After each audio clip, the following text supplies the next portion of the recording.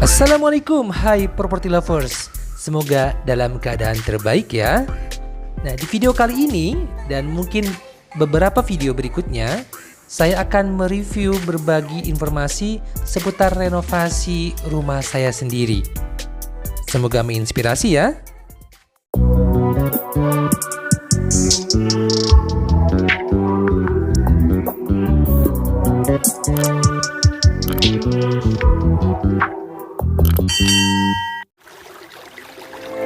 Oke, property lovers. Nah, biasanya saya mereview rumah-rumah yang dijual atau rumah orang lain, tetapi kali ini saya ingin berbagi informasi seputar proses dan tahapan renovasi rumah saya sendiri. Beginilah suasana pagi di lingkungan rumah yang saya tempati, kebetulan di perumahan, tapi perumahan lama ya. Ini rumah saya, sekitar tipe 65-an, dan ini desain rumah jadinya nanti setelah direnov ya. Nah, sekarang saya akan mengajak property lovers untuk melihat ke dalam kondisi rumah saya saat ini ya, sebelum direnov. Ini kondisi rumahnya, acak-acakan ya, masih berantakan karena kita juga lagi siap-siap untuk packing, nyiapin kepindahan. Ini kondisi rumahnya, beberapa catnya juga sudah memudar, kusennya sudah ada yang rusak.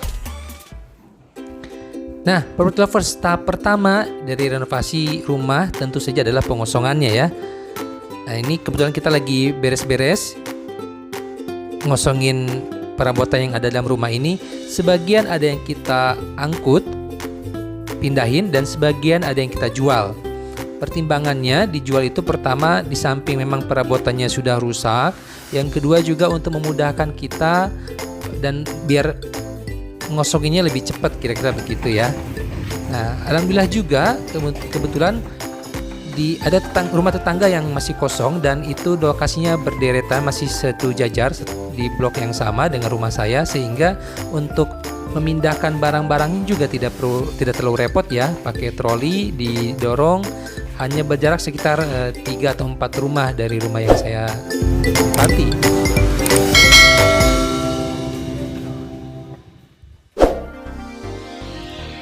Nah, rumah ini sebetulnya saya tempati 10 tahun yang lalu ya. Jadi saya beli rumah ini tidak dari baru, karena ini perumahan lama ya, property lovers. Rumah ini ketika saya beli itu pun juga sudah saya lakukan renovasi, tetapi tidak banyak. Saya hanya melakukan pengecatan ulang di samping kanopi ya, pasti udah ganti berkali-kali ya. Pengecatan ulang rumah dan kemudian mengganti pintu dan jendela yang depan. Untuk dalamnya pun juga hanya dicat ulang, seperti property lovers lihat ini catnya warna-warni. Sampai-sampai temen itu ngeledek, ini rumah apa playgroup ya, kok catnya rame banget gitu. Nah, dulu ketika kita renov rumah ini sengaja kita bedakan satu bagian ruangan dengan bagian ruangan lainnya, itu agar harapannya kita selalu mendapatkan suasana baru ya, ketika misalkan dari kamar masuk ke ruang utama atau ke dapur dan sebagainya, suasananya selalu berbeda gitu harapannya, sehingga kemudian di catnya pun berbeda-beda antara satu ruangan dengan ruangan lainnya. Nah, property ini beberapa perabotan itu kita tinggal, tidak diangkut semuanya karena itu yang akan kita jual sebagiannya agar tidak repot ya kalau mindahinnya. Untuk renovasi ini sebetulnya secara DNA tidak mengalami perubahan untuk lantai satu ini. Ini yang dapur awal semula. Ini akan kita pindahkan. Yang dirubah hanya dapur dan menambah luasan kamar yang ini ya. Karena ini kamarnya semula ukurannya 2 kali 3 meter. Kita akan lebarin sedikit. Nah, dapur tadi rencananya kita akan taruh di belakang, di sisi yang pojok sana, yang semula ini adalah dipakai untuk jemuran ya property lovers. Sementara untuk jemuran kita akan pindah ke atas dak kamar mandi ini. Nah, di video episode pengosongan ini dari tahapan renovasi yang ingin saya bagikan dengan property lovers adalah ketika property lovers ingin melakukan renovasi yang itu renovasinya cukup besar sehingga harus melakukan pengosongan rumah, maka yang harus dipertimbangkan dari tahap awal persiapannya adalah kemana mau pindah. Nah, tentu saja syukur-syukur dapat pindahan rumah sementara yang jaraknya tidak terlalu jauh ya dari rumah yang akan direnov, sehingga akan memudahkan untuk proses pengangkutan kepindahannya, kira-kira gitu. Yang berikutnya juga adalah menyiapkan budget tambahan di luar budget RAB untuk renovasi, yaitu budget untuk sewa rumah jika pilihannya adalah kita harus sewa rumah sementara selama renovasi berlangsung. Di samping itu juga perlu dipertimbangkan juga terkait dengan perabotannya.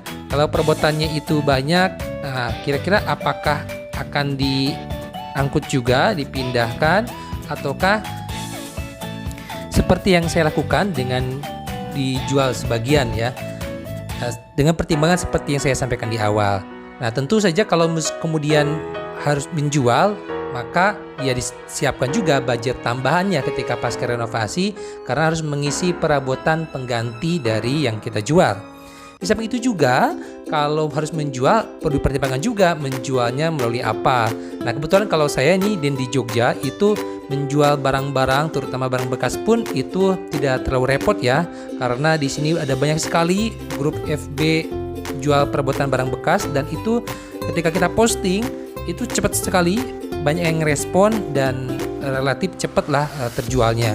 Karena kalau sampai misalkan lama kejualnya kan juga bisa mempengaruhi, mengganggu proses renovasi ya, kalau barangnya tidak kita angkut segera gitu.